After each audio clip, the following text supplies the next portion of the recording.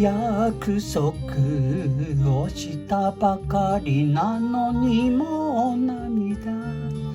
一人でお祭りの人混みを逃れて、赤い花をがなぜか恨めしくて、あの人あの町に行っちゃうなんて、今日初めて聞かされたの。声増えたい子。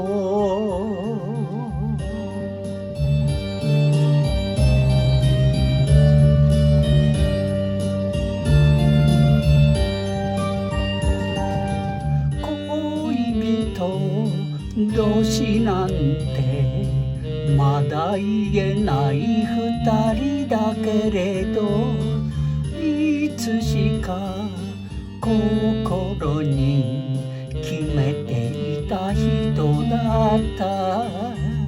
線香花火がなぜか目に浮かぶの。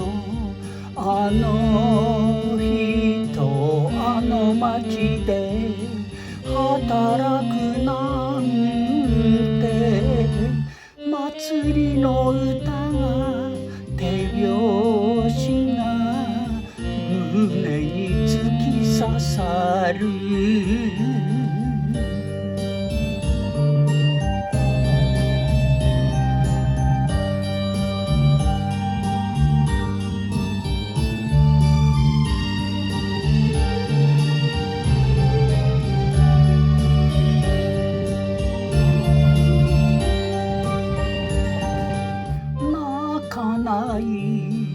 約束をしたばかりなのにもう涙。優しい母さんにも見られたくないから、家の垣根のそばを通